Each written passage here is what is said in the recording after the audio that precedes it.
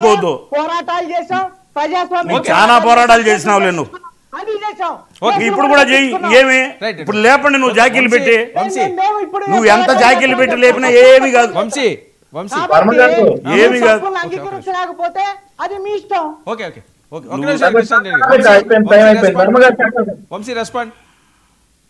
వర్మ గారు, ఇందాక శ్రీకాంత్ గారు అన్నారు చంద్రబాబు నాయుడు గారు బూట్లు వేసుకోవటం వల్ల ఇదంతా జరిగింది అని.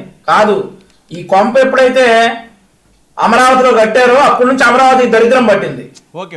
బూత్ బంగ్లా ఒకటి కట్టారు కదా అమరావతిలో, తాడేపల్లిలో, అప్పటి నుంచి పట్టింది అమరావతి దరిద్రం. మాట్లాడటానికి మేము కూడా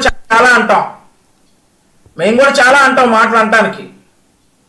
అయితే ఇప్పుడు ఈ డిబేట్ చూస్తే నాకు స్నేహితులు ఫోన్ చేశారు, సార్ మీరు అనుమతిస్తే నీరుకొండలో వీడియో కాల్ చేసి చూపిస్తారంట పరిస్థితి ఎలా ఉంది అనేది.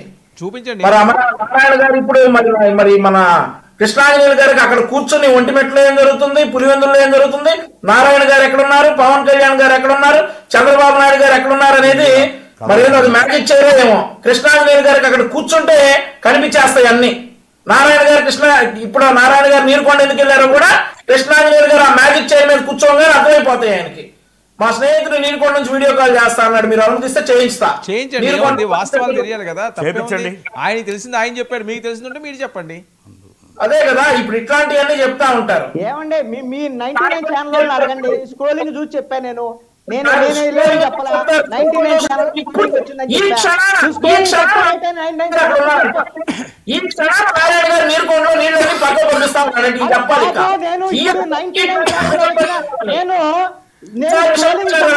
విషయాన్ని చెప్పాను. ఈ క్షణాల నారాయణ గారంట నీరుకొండలో నీళ్లు పంపిస్తా ఉన్నాడట. ఈయన చెప్పే మాటలు.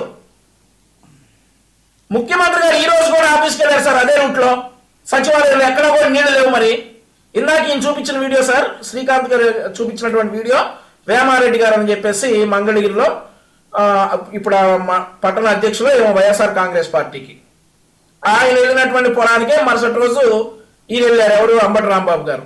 నేను మీకు ఫోటో పంపించా వర్మ గారు, ఆ ఫోటో వైఎస్ఆర్సీ సోషల్ మీడియా మొత్తం తిప్పారు. అది గోదావరి వెనకాల ఉన్నవి పాపికొండలు, అది ఫోటో పెట్టేసి అమరావతి మునిగిపోయిందని చెప్తా ఉన్నారు.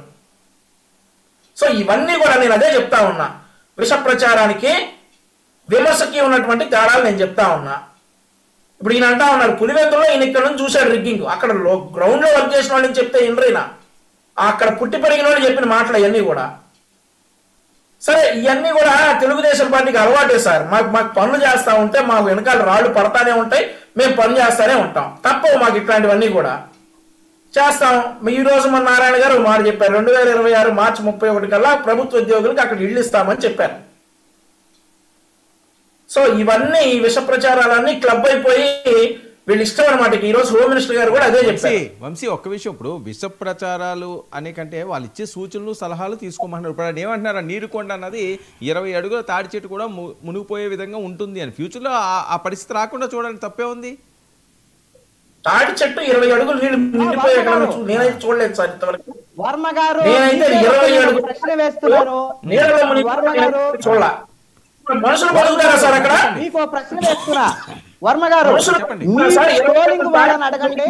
మన డిబేట్ జరిగేటప్పుడు మంత్రి నారాయణ అక్కడ నీరుకొండకి వెళ్ళాడు అనేటువంటి స్క్రోలింగ్ పాయింట్స్ లో నేను అదే ఆల్రెడీ మాట్లాడాను. నేను అనేది ఏంటంటే వాళ్ళు చెప్తారు ఇప్పుడు వెళ్ళారా, లేకపోతే మధ్యాహ్నం నుంచి కూడా స్క్రోలింగ్ అలా తిరుగుతుంటదండి. అది ఇప్పుడు 5 రోజుల క్రితం వర్షం పడిందండి.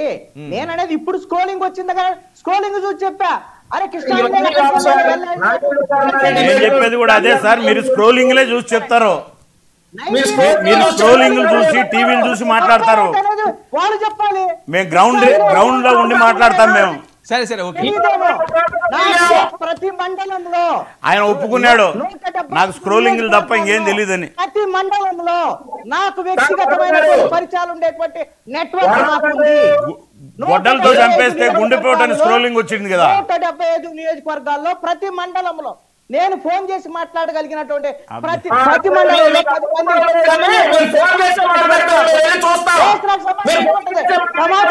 మాట్లాడతాను. మీరు ఫోనే చేస్తారు, చెప్పండి. నేను టీవీ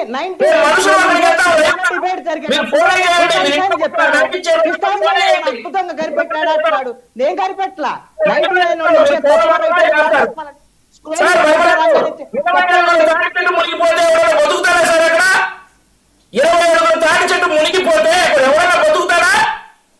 నేను అరే కామన్ సెన్స్ లేకుండా మాట్లాడతావండి బాబు. నీకు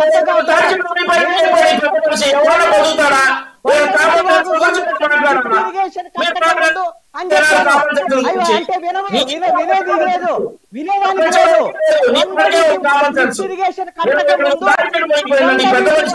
ఇరిగేషన్ కట్టక ముందు నీరు చుట్టూ తాడి చెట్టు అంత నీళ్లు నిలబడతాయి.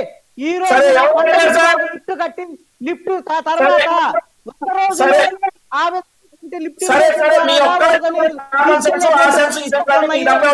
చెప్పాను.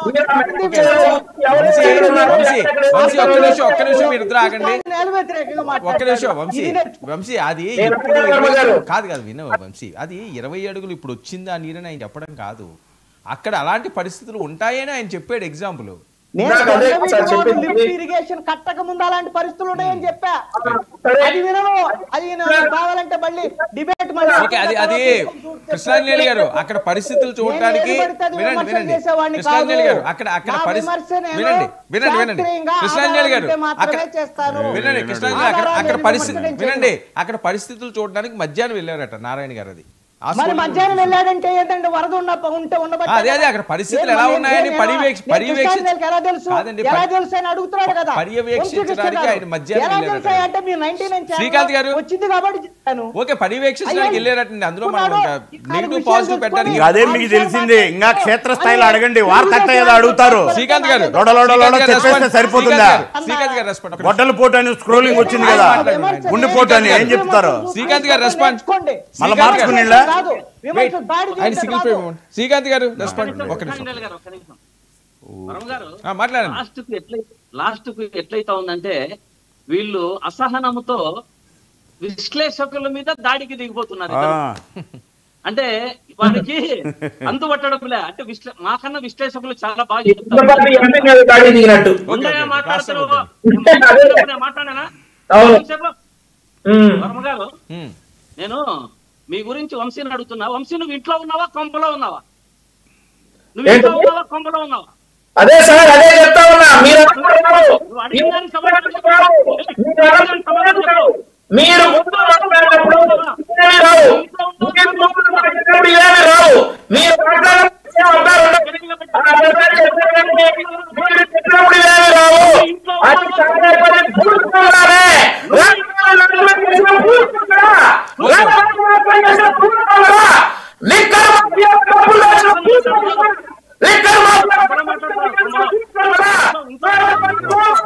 వంశీ పర్సనల్ గా వద్దు, పర్సనల్ గా వద్దు.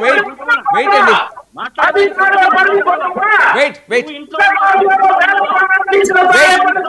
ఒక్క నిమిషం సింగిల్ ప్లే ఇవ్వండి శ్రీకాంత్ గారికి. ఒక్క నిమిషం వెయిట్. ఇద్దరు మ్యూట్ లో ఉన్నారు, వెయిట్ చేయండి.